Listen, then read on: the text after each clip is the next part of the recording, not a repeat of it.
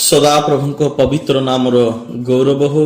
प्रभु अनुग्रह कले, कृपा कले, दया कले, ताहांको विविध दया, ताहांको विविध अनुग्रह, ताहांको विविध आशीर्वाद आज प्रभु आम मान को जीवित रखिछंती। एणुकरी विशेष मु सदा प्रभु को धन्यवाद दिए सर्वप्रथमे, तथा यूट्यूब चैनल माध्यम जो माने ईश्वरंकर वाक्य को शुणुछंती से समस्त को मध्य मो पास्टर हेमंत मेहर मु आपण मान को मध्य ख्रीष्ट प्रेम रे जीशु महाराज जनाए। आजिर शिक्षा विषय है आज प्रसंग होचे वास्तव परिचय। प्रत्येक मनुष्यर किछि ना किछि गोटे परिचय अछि। बिना परिचय रे केही मध्य ए पृथ्वी रे बंची पारिबे नै। आ ए पृथ्वी रे बंचीबाकू हेले परिचय आवश्यकता अछि। तो एणु करी आज जो मो शिक्षार विषय नेछि जे वास्तव परिचय।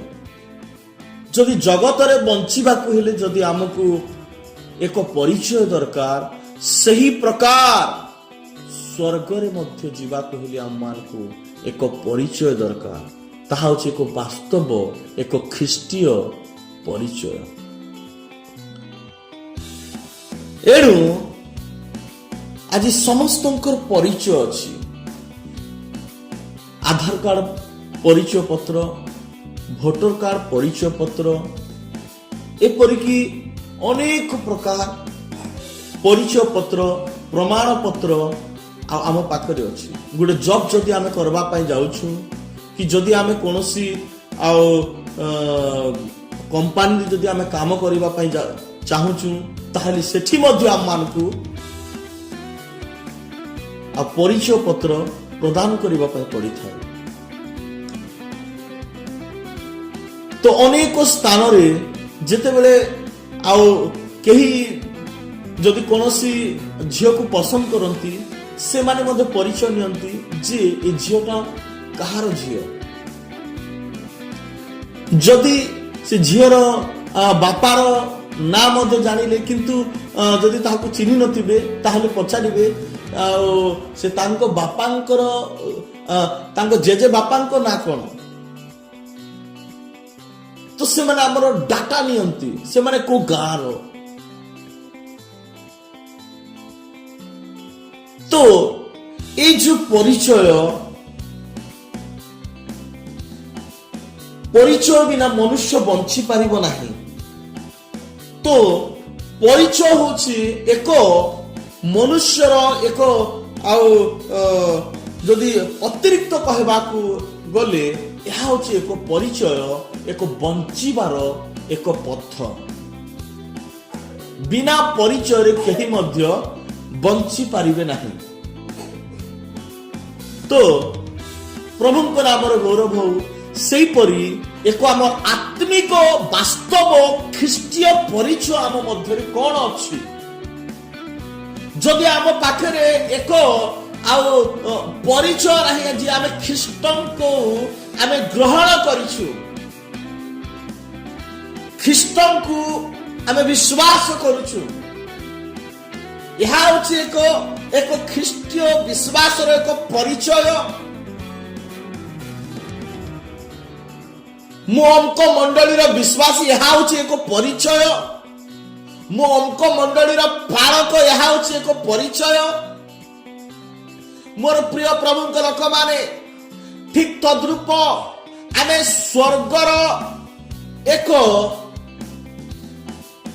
संतान हेबा को जदि चाहुछु, ईश्वरଙ୍କ राज्यर जदि अधिकारी हेबा पई चाहुछु, वास्तव एक ख्रीष्टीय परिचय नितांत आवश्यक बा जरूरी अटे।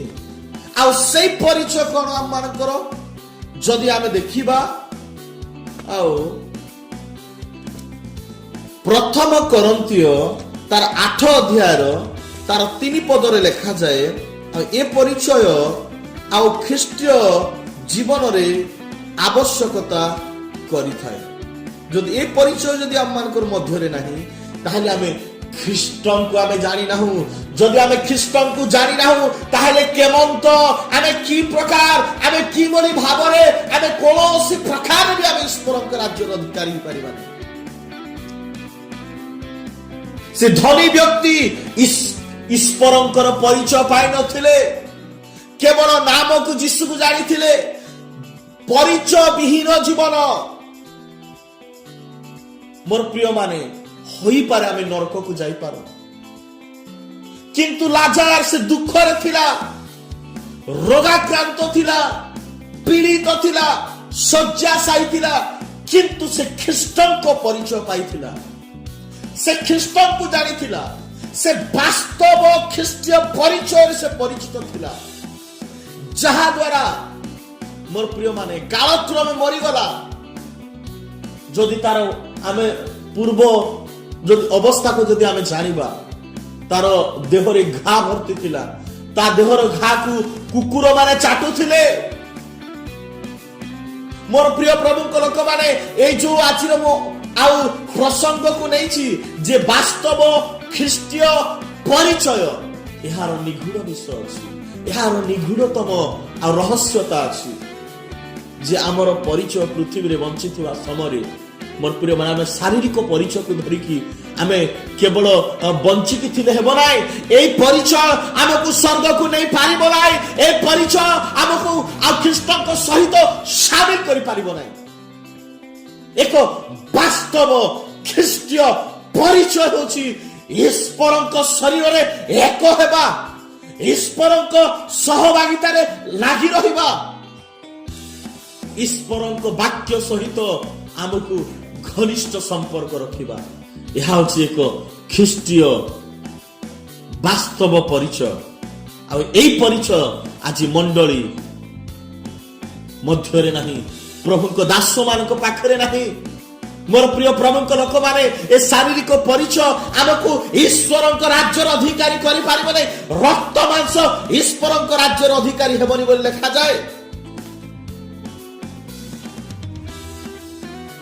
ମୋର ପ୍ରିୟ ମାନେ, ରକ୍ତ ମାଂସ ଯଦି ଆପଣ ମାନେ ପଢିବେ ଆଉ ପ୍ରଥମ କରନ୍ତୀୟ ତାର 15 ଅଧ୍ୟାୟର ତାର 50 ପଦ ଲେଖେ, ହେ ଭାଇ ମାନେ ମୁଁ ଏହା କହୁଅଛି, ରକ୍ତ ମାଂସ ଈଶ୍ୱରଙ୍କ ରାଜ୍ୟର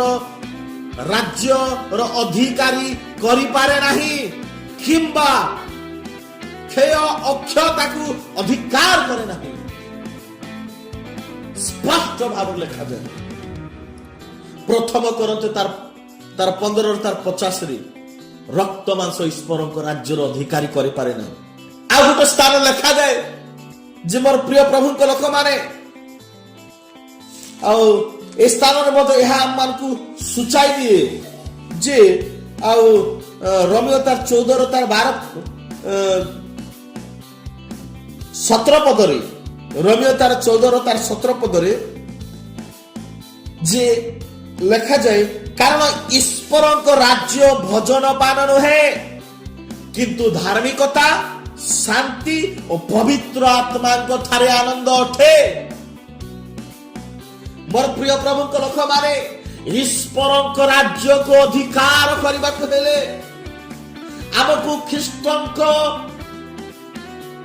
ସହଭାଗିତାରେ ଲେଖାଯାଏ ପାପର ବେତନ ମୃତ୍ୟୁ, କିନ୍ତୁ ଖ୍ରୀଷ୍ଟଙ୍କ ସହଭାଗିତାରେ, ଯୀଶୁଙ୍କ ସହଭାଗିତାରେ, ଈଶ୍ୱରଙ୍କ ପୁତ୍ରଙ୍କ ସହଭାଗିତାରେ ଅନନ୍ତ ଅନନ୍ତ ଜୀବନ, ଇଟର୍ନାଲ ଅନନ୍ତ ଜୀବନ।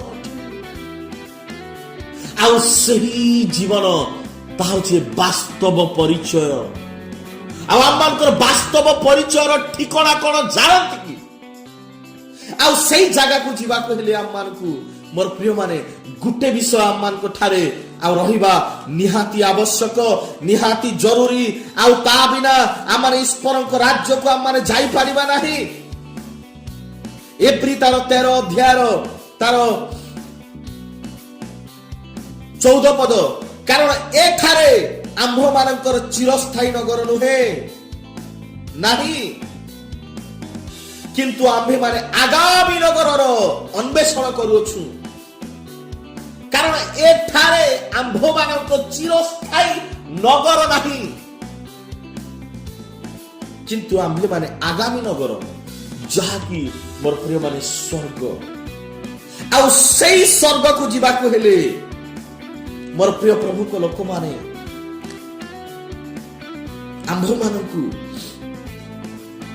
ଏ ବାସ୍ତବ ପରିଚୟ, ଯେମିତି ପୃଥିବୀରେ ବଞ୍ଚିବାକୁ ହେଲେ ଗୋଟେ ପ୍ରମାଣ ପତ୍ର ଆବଶ୍ୟକ, ବାସ୍ତବ ଖ୍ରୀଷ୍ଟୀୟ ପରିଚୟ ଆମକୁ ଆବଶ୍ୟକତା କରେ। ଆଉ ସେ ଖ୍ରୀଷ୍ଟୀୟ ପରିଚୟ କଣ? ପ୍ରଥମ କରନ୍ଥୀୟ ତାର 8 ଅଧ୍ୟାୟ ତାର ଆଉ 3 ପଦରେ ଲେଖାଯାଏ, କିନ୍ତୁ ଯଦି କେହି ଈଶ୍ୱରଙ୍କୁ ପ୍ରେମ କରେ ସେହି ଜଣ ତାହାଙ୍କ ପରିଚିତ।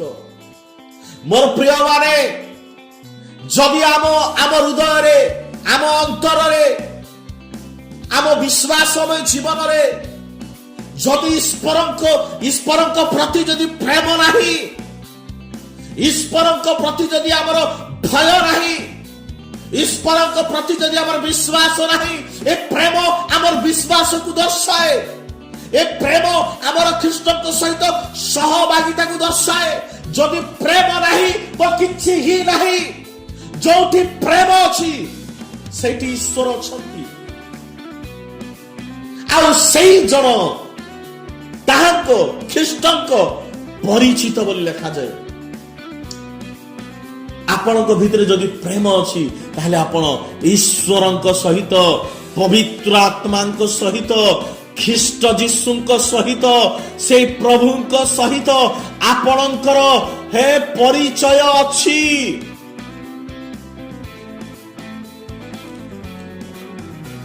ଏହିପରି ପ୍ରିୟ ପ୍ରଭୁଙ୍କ ଲୋକମାନେ, ଯଦି ପ୍ରଥମ ଆଉ ଜହନକୁ ଆମେ ଯଦି ଦେଖିବା, ପ୍ରଥମ ଜହନରେ ଗୋଟେ ସୁନ୍ଦର ବିଷୟ ଗୋଟେ ଲେଖା ଅଛି, ଆଉ ତାହା ମୁଁ ଆପଣମାନଙ୍କ ମଧ୍ୟରେ ରଖିବା ପାଇଁ ଚାହେଁ। ପ୍ରଥମ ଜହନ ତାର 4 ଅଧ୍ୟାୟର ତାର 8 ପଦରେ ଲେଖାଯାଏ, ଏଣୁକରି ଆମର ବାସ୍ତବ ଖ୍ରୀଷ୍ଟୀୟ ପରିଚୟ ଏ ପୃଥିବୀରେ, ଏ ଧରା ପୃଷ୍ଠରେ କଣ? ଏଣୁକରି ସଦାପ୍ରଭୁଙ୍କ ଠାରେ ଆପଣଙ୍କ ନିଜର ପରିଚୟ କଣ ଅଟେ? ସେଇ ଈଶ୍ୱରଙ୍କ ଠାରେ ଆପଣଙ୍କ ନିଜର ପରିଚୟ କଣ ଅଟେ? ସେଇ ପବିତ୍ର ଆତ୍ମାଙ୍କ ଠାରେ ଆପଣଙ୍କ ନିଜର ପରିଚୟ କଣ ଅଟେ? ଏଠି ଲେଖାଯାଏ, ଯଦି ଆପଣଙ୍କ ପାଖରେ ପ୍ରେମ ଅଛି, ଆପଣ ଖ୍ରୀଷ୍ଟଙ୍କ ସହିତ ପରିଚିତ ଅଟନ୍ତି, ଈଶ୍ୱରଙ୍କ ସହିତ ପରିଚିତ ଅଟନ୍ତି, ପବିତ୍ର ଆତ୍ମାଙ୍କ ସହିତ ପରିଚିତ ଅଟନ୍ତି। ଲେଖାଯାଏ 4ର ତାର 8 ପଦରେ ଲେଖାଯାଏ, ପ୍ରଥମ ଜହନ, ଯେ ପ୍ରେମ କରେ ନାହିଁ ସେ ଈଶ୍ୱରଙ୍କୁ ଜାଣେ ନାହିଁ, କାରଣ ଈଶ୍ୱର ତ ପ୍ରେମ। ଯାହା ହୃଦୟରେ ଈଶ୍ୱରଙ୍କ ପ୍ରତି ପ୍ରେମ ନାହିଁ, ଈଶ୍ୱରଙ୍କୁ ଯେ ପ୍ରେମ କରୁନାହିଁ, କେବଳ ମୋର ପ୍ରିୟ ମାନେ ନିଜର ସ୍ୱାଭାବିକ ଚେହେରା ଦେଖେଇବା ପାଇଁ ଅନେକ ଲୋକ ଚର୍ଚ୍ଚକୁ ଆସୁଛନ୍ତି, ନିଜର ପୋଷାକ ଦେଖେଇବା ପାଇଁ ଚର୍ଚ୍ଚକୁ ଆସୁଛନ୍ତି, ନିଜର ଦାମିକି କାର, ଗାଡି, ବ୍ୟାଙ୍କ ବାଲାନ୍ସ, ଷ୍ଟାଟସକୁ ଦେଖେଇବା ପାଇଁ ଚର୍ଚ୍ଚକୁ ଆସୁଛନ୍ତି। ମୋର ପ୍ରିୟ ମାନେ, ବାଇବେଲ କହୁଛି ଧନୀ ମାନେ ଅତି କଷ୍ଟରେ ସ୍ୱର୍ଗ ରାଜ୍ୟ ପ୍ରବେଶ କରିବେ ନାହିଁ ବୋଲି ପ୍ରଭୁ କହିନାହାନ୍ତି। କିନ୍ତୁ ଆଜି ଜାଣିଥାନ୍ତୁ, ଗୋଟେ ଧନୀ ନରକକୁ ଗଲା, ତାଙ୍କ ଘରେ ବାଇବେଲ ବି ଥିଲା, ଆଉ ସେମାନେ 6 ଭାଇ, ଗୋଟେ ଭାଇ ନରକରେ ଥିଲା, ଆଉ ସେ କହିଲା ଘରେ ଆଉ ମୋର 5 ଭାଇ ଅଛନ୍ତି।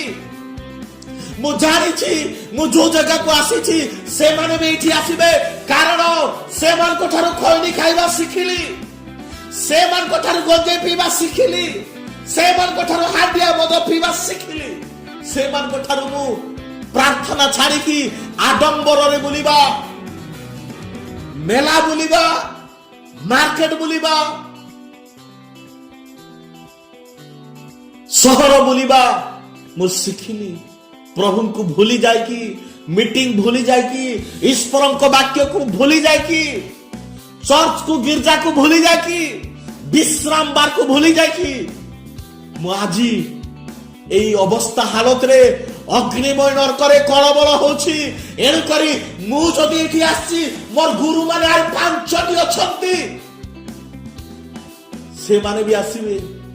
ଏଣୁକରି ସେମାନଙ୍କର ଟିକେଟ କ୍ୟାନସେଲ କରନ୍ତୁ, ସେମାନଙ୍କ ଟିକେଟ ବି ରିଜର୍ଭେସନ ହେଇଛି। ଆଉ କ୍ୟାନସେଲ କରିବା ପାଇଁ ଲାଜାରକୁ ପଠାନ୍ତୁ। ଅବ୍ରାହମ କଣ ବୋଲି କହିଥିଲେ? ସେମାନଙ୍କ ପାଖରେ କଣ ଧର୍ମ ଗ୍ରନ୍ଥ ଶାସ୍ତ୍ର ନାହିଁ କି?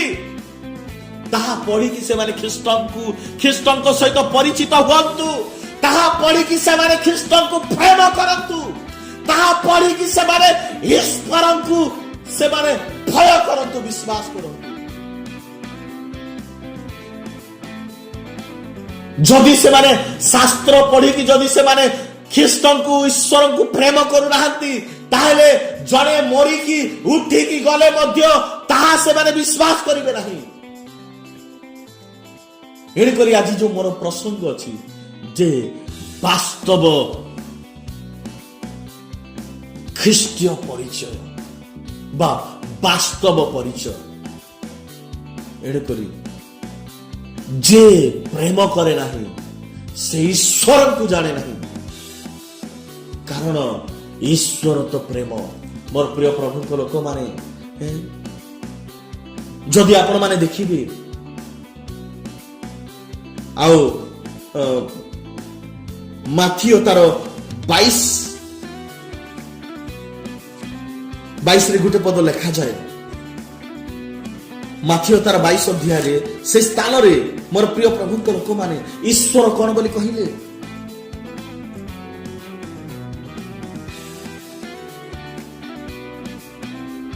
ଶାସ୍ତ୍ରୀ ଫାରସୀ ମାନଙ୍କୁ ପ୍ରଭୁ କଣ ବୋଲି କହିଲେ? ଯେତେବେଳେ ସେମାନେ ଆସିଲେ ଖ୍ରୀଷ୍ଟଙ୍କୁ ପଚାରିଲେ, କାରଣ ମଶା ସେମାନଙ୍କୁ 10 ଆଜ୍ଞା ଦେଇଥିଲେ ବା ମଶାଙ୍କୁ ପରମେଶ୍ୱର ଦେଇଥିଲେ 10 ଆଜ୍ଞା। ମୋର ପ୍ରିୟ ପ୍ରଭୁଙ୍କ ଲୋକମାନେ, କିନ୍ତୁ ସେମାନଙ୍କ ଭିତରେ ପ୍ରେମ ଉଣା ଥିଲା। ଖ୍ରୀଷ୍ଟଙ୍କ ପ୍ରତି, ଈଶ୍ୱରଙ୍କ ପ୍ରତି ପ୍ରେମ ନଥିଲା। ମୋର ପ୍ରିୟ ମାନେ, ତାହା ସେମାନେ ଜାଣିନଥିଲେ, କାରଣ ପ୍ରେମର ଶବ୍ଦ ସେ 10 ଆଜ୍ଞାରେ ନଥିଲା।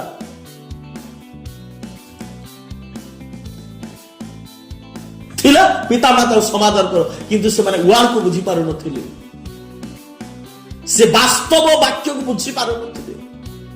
ଏଣୁକରି ମୋର ପ୍ରିୟ ମାନେ, ଖ୍ରୀଷ୍ଟ 2ଟି ଆଜ୍ଞା କହିଲେ। ଆଉ ସେ 2ଟି ଆଜ୍ଞା କଣ?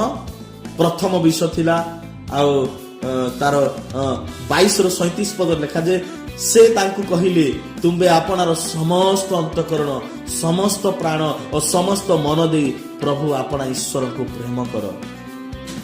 ଏହା ହିଁ ଶ୍ରେଷ୍ଠ ଓ ପ୍ରଥମ ଆଜ୍ଞା। ଆଉ ଦ୍ୱିତୀୟଟି ଏହାର ସଦୃଶ୍ୟ, ତୁମ୍ଭେ ଆପଣା ପ୍ରତିବାସୀ କି ଆତ୍ମତୁଲ୍ୟ ପ୍ରେମ କର। ପ୍ରିୟ ପ୍ରଭୁଙ୍କ ଲୋକମାନେ, ଏହି ବାସ୍ତବ ପରିଚୟ ହେଉଛି ଖ୍ରୀଷ୍ଟଙ୍କୁ ପ୍ରେମ କରିବା ହିଁ ଖ୍ରୀଷ୍ଟଙ୍କ ସହିତ ପରିଚିତ ହେବା। ବା ଈଶ୍ୱରଙ୍କୁ ଯେଉଁମାନେ ପ୍ରେମ କରନ୍ତି ସେମାନେ ଖ୍ରୀଷ୍ଟଙ୍କ ସହିତ ପରିଚିତ ଅଟନ୍ତି। ପ୍ରିୟ ପ୍ରଭୁଙ୍କ ଲୋକମାନେ, ଯଦି ଆମେ ସମସ୍ତ ମନ, ସମସ୍ତ ପ୍ରାଣ, ସମସ୍ତ ଅନ୍ତଃକରଣ ଯଦି ଆମେ ଦେଇନୁ, ଆଜି ଆମେ ସମସ୍ତ ମନ, ପ୍ରାଣ, ଅନ୍ତଃକରଣ, ଶକ୍ତି ଦେଇ ଆପଣ ପିତା ପରମେଶ୍ୱରଙ୍କୁ ପ୍ରେମ କରିବା, କାରଣ ପ୍ରେମ ହିଁ ବଳବାନ ଅଟେ। ମୋର ପ୍ରିୟ ମାନେ, ପ୍ରେମରେ ଶକ୍ତି ଅଛି। ମୋର ପ୍ରିୟ ମାନେ, ପ୍ରଭୁ ଯୀଶୁ ପ୍ରଗାଢ଼ ପ୍ରେମ ଦେଖାଇଲେ, ଚୂଡ଼ାନ୍ତ ପ୍ରେମ ଦେଖାଇଲେ। ସେ ଈଶ୍ୱର ହେଇକି ମଧ୍ୟ ନିଜର ଦାସ ମାନଙ୍କର ପାଦ ଧୋଇଦେଲେ। ଏହା ହେଉଛି ଏକ ବାସ୍ତବ ପରିଚୟ। ସେ କହିଲେ, ମୁଁ ଗୁରୁ ଆଉ ପ୍ରଭୁ ହେଇକି ଯଦି ତୁମର ପାଦକୁ ଧୋଇ ଦଉଛି, ତାହେଲେ ତୁମେ ମାନେ ମଧ୍ୟ ପରସ୍ପରର ପାଦକୁ ଧୋଇବ। ମୋର ପ୍ରିୟ ମାନେ, ଏଇଠି ଲେଖା ଯେ ପ୍ରତିବାସୀକୁ ପ୍ରେମ କର। ଆମେ କେତେ ପ୍ରେମ କରୁଛେ ପ୍ରତିବାସୀକୁ? ଖଣ୍ଡେ ଜାଗା ପାଇଁ ଆମେ ଝଗଡ଼ା ହଉଛୁ। ମୋର ପ୍ରିୟ ମାନେ, କିଛି ଯଦି କଥାବାର୍ତ୍ତାରେ ଯଦି ଏପଟ ସେପଟ ହେଇଯିବ, ଉପର ତଳ ହେଇଯିବ, କୌଣସି ବିଷୟ ଯଦି ଆମ ଭିତରେ ଯଦି ଆଉ ଆମେ ଯଦି କୌଣସି ବିଷୟ ଶୁଣିବୁ ମୋର ପ୍ରିୟ ପ୍ରଭୁଙ୍କ ଲୋକମାନେ ଆମେ ତୁରନ୍ତ ଆମେ ଆକ୍ସନ ନଛୁ ତୁରନ୍ତ ଆମେ ସେମାନଙ୍କ ସହିତ ଝଗଡ଼ା ଲାଗିବା ଆରମ୍ଭ କରୁଛୁ। ଗୋଟେ ସ୍ଥାନରେ ଏ ପ୍ରକାର ହେଲା ଆଉ ଜଣେ ଆଉ ବିଶ୍ୱାସୀ ମାଉସୀ ଜଣେ ସେ ପ୍ରଭୁକୁ ପାଇଥିଲେ ବା ଜାଣିଥିଲେ କିନ୍ତୁ ତାଙ୍କ ମଧ୍ୟରେ ପ୍ରେମ ନଥିଲା। ଏ ଦୁଇଟି ଆଜ୍ଞା ପ୍ରଭୁ ଦେଇଛନ୍ତି। ପ୍ରଥମରେ ପିତାଙ୍କୁ ପ୍ରେମ କର ବୋଲି ଆଉ ପ୍ରଭୁ ଯୀଶୁ ଏଟା କହିଥିବା ବାକ୍ୟ। ଦ୍ୱିତୀୟରେ ପ୍ରତିବାସୀକୁ ପ୍ରେମ କର ବୋଲି। କିନ୍ତୁ ମୋର ପ୍ରିୟମାନେ ଏ ଦୁଇଟାରୁ ଯଦି ଆପଣ ଝୁଣ୍ଟି ପଡୁଛନ୍ତି ତାହେଲେ ଆପଣ 10 ଆଜ୍ଞାରୁ ଝୁଣ୍ଟି ପଡୁଛନ୍ତି। ଏହା ଜାଣିବା ନିତାନ୍ତ ଆବଶ୍ୟକ। ତାପରେ କଣ ହେଇଛି ଆପଣ ଶୁଣନ୍ତୁ ଜାଣନ୍ତୁ। କିଛି ସମୟ ପରେ ଆଉ ସେଇ ପଡୋଶୀ ଆଉ ଜଣେ ମାଉସୀ ଆସିକି ସେ ଆଉ ବିଶ୍ୱାସୀ ମାଉସୀକୁ କହିଲେ କିଛି ତାଙ୍କ ସହିତ ବାଦ ବିବାଦ ହେଲା କୌଣସି ପାଣି ପାଇଁ କି କୌଣସି କାମ ପାଇଁ କୌଣସି ବିଷୟ ଧରିକି ସେମାନେ ଝଗଡ଼ା ହେଲେ। ହଠାତ୍ ଯିଏକି ଆମର ବିଶ୍ୱାସୀ ମାଉସୀ ସେ ଗୋଟେ ବିଷୟ କହିଲେ ତୁ ମତେ ଜାଣିନୁ ମୋ ପାଖରେ ଏମିତି ଗୋଟେ ଶକ୍ତି ଅଛି ଯୋଉ ଶକ୍ତି ଦ୍ୱାରା ତୁ ବିନଷ୍ଟ ହେଇଯିବୁ ଯୋଉ ଶକ୍ତି ଦ୍ୱାରା ତୁ ମରିଯିବୁ। ଆଉ ସାଙ୍ଗେ ସାଙ୍ଗେ ଯାଇକି ସେ ପ୍ରାର୍ଥନା ପାଣିକୁ ସେ ବ୍ୟବହାର କଲେ ପ୍ରାର୍ଥନା ପାଣିକୁ ସେ ପିଇଲେ। ମୋର ପ୍ରିୟମାନେ ଆଉ ଆସିକି ସେ ପ୍ରାର୍ଥନା ପାଣି ଆଣିକି ସେଇ ମୋର ପ୍ରିୟମାନେ ସେ ପ୍ରତିବାସୀ ମାଉସୀର ତା ଦେହରେ ଛିଞ୍ଚି ଦେଲେ। ସେ ଭାବିଲା ଯେ କୌଣସି ମନ୍ତ୍ର ତନ୍ତ୍ର ଗୁଣି ଗାଡ଼ି କରିକି ମୋ ଦେହରେ ଛିଞ୍ଚି ଦେଲା ବୋଲି। ମୋର ପ୍ରିୟମାନେ ମୁଁ କହିବା ପାଇଁ ଚାହୁଁଛି ଯୀଶୁଙ୍କ ନାମରେ ଆପଣ କାହାକୁ ଡରାଇବା ପାଇଁ ଚେଷ୍ଟା କରନ୍ତୁ। ଯୀଶୁଙ୍କ ନାମରେ ଅନ୍ୟକୁ ପ୍ରେମ କରିବା ପାଇଁ ଚେଷ୍ଟା କରନ୍ତୁ। ଗୋଟେ ଗୀତ ଅଛି ଆମ ପ୍ରେମ ଦେଖି ଜଗତ ଜାଣିବ ଆମ ପ୍ରେମ ଦେଖି ଜଗତ ଜାଣିବ ଆମେ ଯୀଶୁଙ୍କର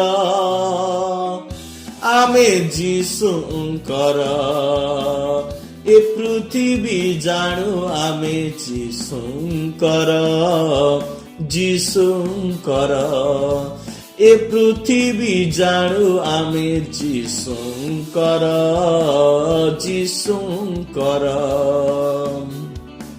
ମୋର ପ୍ରିୟମାନେ ବାହାର ଲୋକମାନେ କଣ ଦେଖିକି ସେମାନେ ଖ୍ରୀଷ୍ଟଙ୍କୁ ଜାଣିବେ ଖ୍ରୀଷ୍ଟଙ୍କର ଅନୁକାରୀ ହେବେ ଅନୁଗମନ କରିବେ।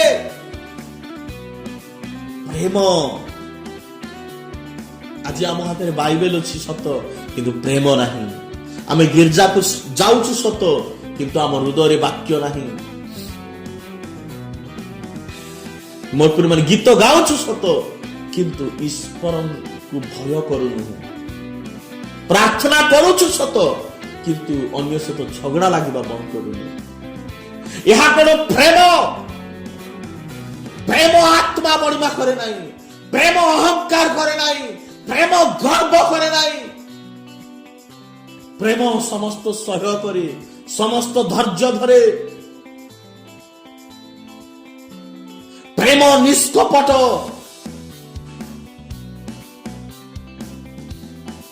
ଏଣୁକରି ମୋର ପ୍ରିୟମାନେ ପ୍ରେମ କେବେ ଶେଷ ହେବ ନାହିଁ। କାରଣ ଈଶ୍ୱର ଜଗତକୁ ଏମନ୍ତ ପ୍ରେମ କଲେ ଏଡ଼େ ପ୍ରେମ କଲେ ଯେ ସେ ଆପଣା ଅଦ୍ୱିତୀୟ ପୁତ୍ରକୁ ଦାନ କଲେ ଯେପରି ଯେ କେହି ତାହାଙ୍କ ଠାରେ ବିଶ୍ୱାସ କରେ ସେ ବିନଷ୍ଟ ନ ହୋଇ ଅନନ୍ତ ଜୀବନ ପ୍ରାପ୍ତ ହୁଏ। ଏଣୁକରି ଆଜି ଆମେ ବାସ୍ତବ ଖ୍ରୀଷ୍ଟୀୟ ପରିଚୟ ଆମ ପାଖରେ ଅଛି। ଏଣୁକରି ବାସ୍ତବ ପରିଚୟ ଆଜି ଆମେ ଧରି ରଖିବା। এই ପରିଚୟ ଆମେ ଯୋଉଟା ବଞ୍ଚିଛୁ ଏ ପରିଚୟ ଆମକୁ ସ୍ୱର୍ଗକୁ ନେବ ନାହିଁ। ମୁଁ ମଣ୍ଡଳୀର ସେକ୍ରେଟାରୀ, ମୁଁ ମଣ୍ଡଳୀର ଟ୍ରେଜେରୀ, ମୁଁ ମଣ୍ଡଳୀର ପ୍ରାଚୀନ। ଏହା ସ୍ୱର୍ଗକୁ ନେବ ନାହିଁ। ଯଦି ଆପଣ ସେକ୍ରେଟାରୀ ତାହେଲେ ସେକ୍ରେଟାରୀ ପରି ହୁଅନ୍ତୁ। ଯଦି ଆପଣ ପ୍ରାଚୀନ ତାହେଲେ ଆପଣ ପ୍ରାଚୀନ ପରି ହୁଅନ୍ତୁ। ଯଦି ଆପଣ ଡିକନ ଆପଣ ଡିକନ ପରି ହୁଅନ୍ତୁ। ଆପଣ ସେକ୍ରେଟାରୀ ମଦ ପିଉଛନ୍ତି, ଆପଣ ପ୍ରାଚୀନ ଦୁଇଟା ସ୍ତ୍ରୀ ରଖିଛନ୍ତି। ମୋର ପ୍ରିୟ ପ୍ରଭୁଙ୍କ ଲୋକମାନେ, ଆପଣ ଖ୍ରୀଷ୍ଟଙ୍କ ସହିତ ପରିଚିତ ହୁଅନ୍ତୁ। ଏଣୁକରି ମୋର ପ୍ରିୟ ପ୍ରଭୁଙ୍କ ଲୋକମାନେ, ଯେ ଈଶ୍ୱରଙ୍କୁ ପ୍ରେମ କରେ ସେହି ଜଣ ତାହାଙ୍କ ବା ଖ୍ରୀଷ୍ଟଙ୍କ ପରିଚିତ। ଯଦି ଆପଣ ଈଶ୍ୱରଙ୍କୁ ପ୍ରେମ କରୁନାହାନ୍ତି ତାହେଲେ ତାହାଙ୍କ ସହିତ ଆପଣ ପରିଚିତ ନୁହନ୍ତି। ଏଣୁକରି ଆପଣଙ୍କର ବାସ୍ତବ ପରିଚୟକୁ ଆପଣ ଧରି ରଖନ୍ତୁ। ଆଉ ବାସ୍ତବ ପରିଚୟ ହେଲା ସ୍ୱର୍ଗର ପରିଚୟ।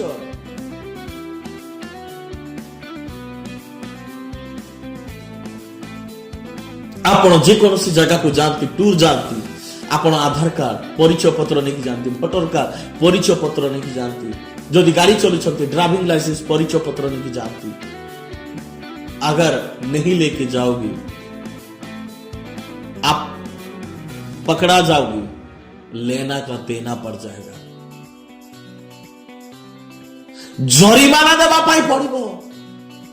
जदि आपन पाखे ड्राइविंग लाइसेंस नहीं, गाड़ी चलुछंती 10,000 फाइन। भाबंतु जीसु को जानी बोली डुप्लिकेट नकली जीवन काटुछंती।